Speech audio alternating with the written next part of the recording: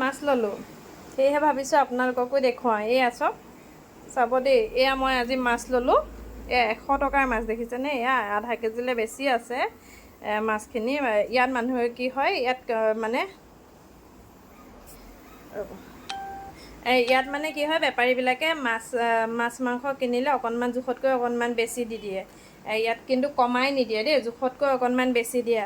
আৰু এতিয়া মই সেয়া বনাবলৈ লৈছোঁ। মানে এতিয়া মই বনাম আজি চেন্নাই ষ্টাইলতে অকণমান বনাওঁ বুলি ভাবিছোঁ। চেন্নাই ষ্টাইলত বনাবলৈ এয়া মই কাটি লৈছোঁ, পিঁয়াজ কাটি লৈছোঁ, এইফালে বিলাহী কাটি লৈছোঁ, আদা নহৰু অকণমান খুন্দি লৈছোঁ। মিক্সিত দিলে যিহেতু মানে মিক্সিত দিলে বহুত এনেদৰে আলু সৈতে অকণমান বনাবলৈ লৈছোঁ। আপোনালোকে চাবচোন, এয়া দেখিছেনে আলু দি আছোঁ। এই আলু দিলোঁ, তাৰপিছতে ইয়াতে আদা নহৰুখিনিও ঢালি দিছোঁ। এইটো তেল কমকৈ দি বনাইছোঁ। আদা নহৰুখিনি ঢালি দি আৰু জলকীয়া পিঁয়াজ চব দি পেলাই এয়া অকণমান দেৰি লৰাই দিছোঁ। ইয়াত যিহেতু মই মাছখিনি ফ্ৰাই কৰি লোৱা নাই, এনেকৈয়ে বনাম, সেইবাবে এনেকৈ দিছোঁ।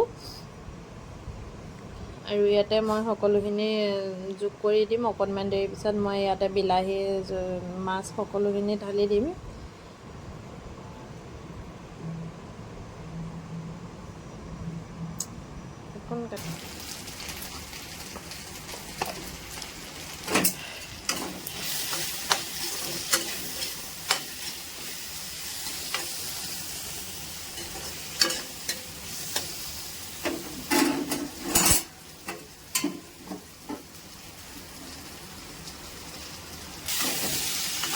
নিমখ ফ্ৰাই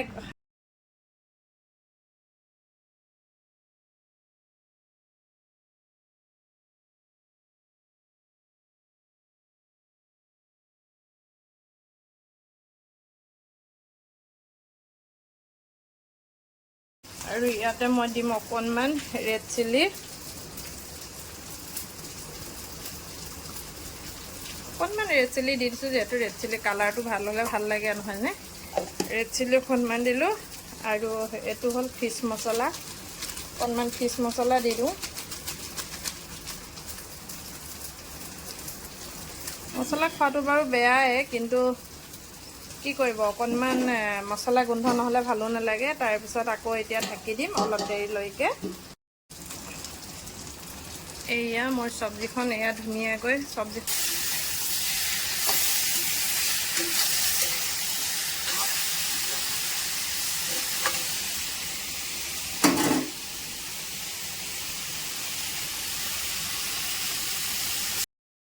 পানী সৰহ দিব লাগিব, পানী সিজিব লাগিব।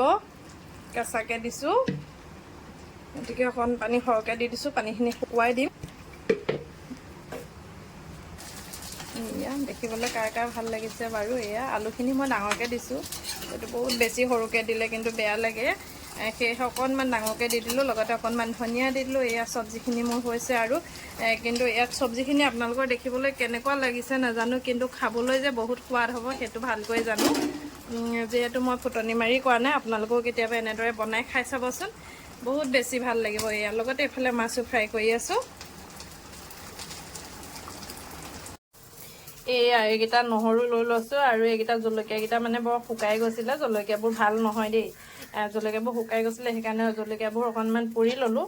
আৰু এইফালে এয়া দেখিছেনে, এইকেইটা মানে অলপ ফ্ৰাই কৰি ল'লোঁ দেই। ফ্ৰাই কৰি লৈ এতিয়া পুৰি লৈছোঁ, এনেকৈ পুৰি লৈছোঁ ফ্ৰাই কৰি পেলাই। তাৰপিছতে এতিয়া মিক্সিত দি পেলাই ইয়াত পিচি দিম। আপোনালোকে বাৰু এইকেইটা বস্তু এনেকৈ খাই পাইছে নাই? এইটো বাকলিটো উচাই দিব।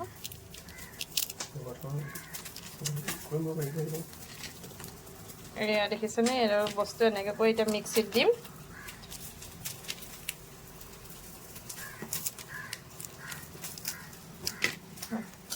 হৈ গ'ল, এইখিনি এতিয়া মিক্সিত ভৰাই লওঁ।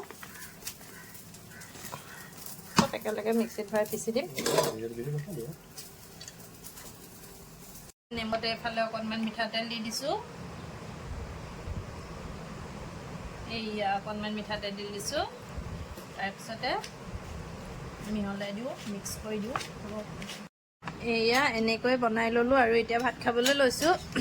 এয়া মাছ আৰু আলুৰ লগত বনোৱা জোল বনালোঁ। এয়া মাছ ফ্ৰাই কৰি ল'লোঁ। এইফালে এয়া কেঁকুৰা আছে চাটনি, আৰু কেঁকুৰা আৰু নহৰু, আদা নহৰু দি জলকীয়া দি পিচি লৈ তাতে ধনিয়া পাত আৰু পিঁয়াজৰ পাত মিক্স কৰি লগতে অকণমান নেমু চেপি দিলোঁ, অকণমান মিঠাতেলো দি দিলোঁ। আপোনালোকে যদি নাই খোৱা এনেকৈ কেতিয়াবা এদিন খাই চাবচোন। মোৰ কিন্তু ভাল লাগে। সকলোৱে বাৰু কেঁকুৰাটো নাখায়, নোখোৱাসকলক কোৱা নাই বাৰু। যিসকলে খায় এনেকৈ অকণমান চাটনি বনাই খাই চাবচোন, বহুত টেষ্টি লাগে। মই প্ৰথমে কেঁকুৰাটো অলপ ফ্ৰাই কৰি ল'লোঁ। ফ্ৰাই কৰি পেলাই আকৌ গেছতে পুৰিলোঁ, যিহেতু জুইত পুৰিলে সিজা নিচিনা লাগে, গেছত পুৰিলে কমটিকৈ সিজিব বুলি ভাবি অকণমান ফ্ৰাই কৰি ল'লোঁ আৰু এনেকৈ বনাই ল'লোঁ। তেতিয়াহ'লে মই খাই ল'ম ভাতকেইটা, আৰু চাব আপোনালোকে কেনেকুৱা হৈছে। মন্তব্য এটা দিবলৈ পাহৰি নাযাব। আজিলৈ বাই বাই।